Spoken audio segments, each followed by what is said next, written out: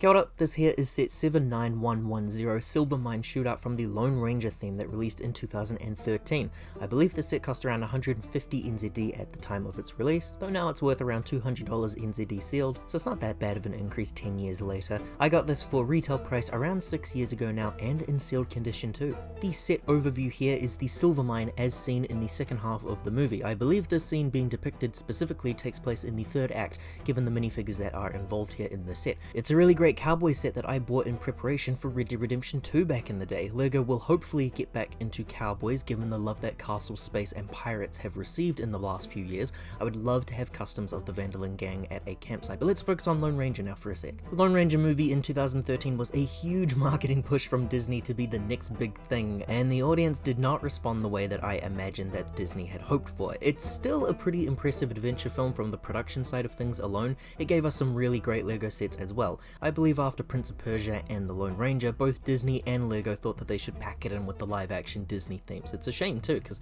there's tons of sets that I'd love from other live action Disney movies. The Silver Mine here makes for a great looking large scaled set. I had a really good time building up this mountain here with all the fun features that we will be covering. There's some really nice display sections and play features here that I think will satisfy every builder. The rail system at the entrance features a keep out sticker and the train tracks of the minecart on the inside. I like the rocky foundations that the set has here because it's impressive to me to build a mountain like this mostly from individual bricks. I still remember LEGO when I was a kid using massive chunky parts to build out big foundations like this, and I really love the production of Western themed builds, so everything here really works for me.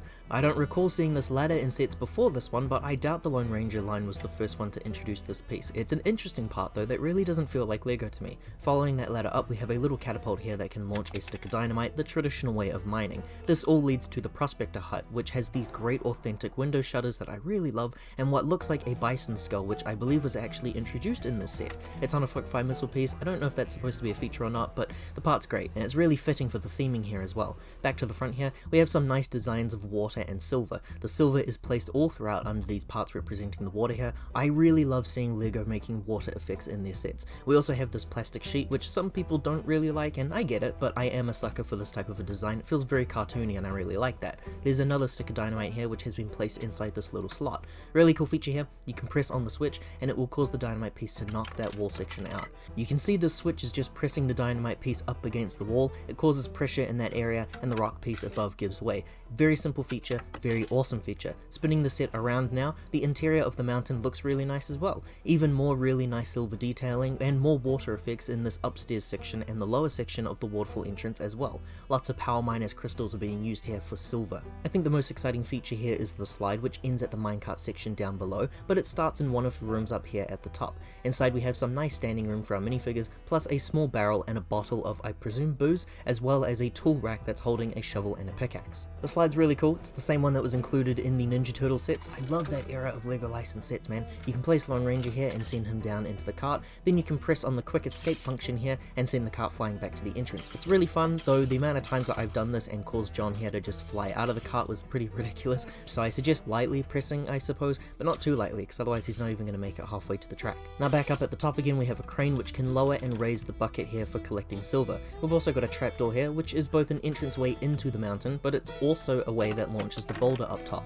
This must be a way to cause a distraction on Butch and the gang or something along those lines. Again though, a very simple feature, and a feature with cause and effect like this are always the best kinds of features. Inside the small hut, we've got a little inspecting table and 2 spyglasses, and I think that's supposed to be a stove with a cup on top, a small resting spot for our prospectors. Down below is another small little mining section, and here we have more standing room and the final play feature of the set. You can twist on the barrel up top there to blow down that wall with yet another stick of dynamite, and inside, what else will we find but more silver pieces. That is the mine all in all. A really great playset that I think is one of LEGO's best. It's now time to take a look at our special minifigures. This is John Reed, aka the Lone Ranger, and in this set he is actually an exclusive minifigure. Every Lone Ranger set featured the exact same minifigure, including this one really, but he does have some dirt markings and some scuffs for extra details, and that's all it takes here to make him an exclusive minifigure. This was also 2013, so a different time for LEGO. That's why he's just a bald guy with a great big white hat. This, even at the time, looked way too goofy for me, and I really can't stand any minifigures besides the 2008 Indiana Jones that just have a hat. I really need that hat here combo piece. He also included what I believe to be brand new pistols. I didn't think I would ever see LEGO make a new specially molded gun for a theme that's outside of the sci-fi realm, but this looks incredible to me. You also get that same piece in black too for Butch Cavendish. His expression is fine, it doesn't have a double-sided face though, and I don't think that the menacing expression for any of the Lone Ranger variant minifigures fit his character in the movie, personally speaking. This is Tonto. It is insane to me that they thought that casting Johnny Depp to play Native American was a good idea, but it is what it is. He's a really terrific minifigure, honestly. Special printing for his legs and his torso, and the face details are really terrific as well. His amazing hair mold is actually one that I think has been used in a few sets before. It kind of looks like the Ninjago Rocker's hairpiece, but it does have some special molding on it as well for feathers and such. We've also got this really cool crow piece, which can be removed up at the top. Best of all, a special piece for the tomahawk, which is still exclusive to this theme alone. A double-sided expression of a classic scared look that's frequent within Johnny Depp's characters. I'm not sure if it's accurate to the movie or just accurate to the actor. He also has some back detailing as well. This Tonto figure was also exclusive, just like Lone Ranger, because he's got some scuff marks on his torso and his legs. Chief Big Bear here was a character that I missed on my first watch, so I got to appreciate this figure just for the special parts that he includes. I like that old representation a lot, and the rubber hairpiece is useful outside this line as well. Chief Big Bear does feature a double-sided expression and even some nice added back detailing as well. This figure is also accurate to be included here because he is involved in the scene that I said I think the set is based on, so bonus points for that alone. Butch Cavendish here is the only minifigure that is not a set exclusive, but he is the lead antagonist and probably my favorite minifigure of the bunch. Perfect parts for a John Marston custom. Butch has some cool villainous details like some face scars, nice torso printing as well. It's insane that we got a cannibalistic villain in LEGO, but here we are. Butch has a double-sided face with a sinister smile, and this is kind of strange. One expression has facial hair and the other side doesn't.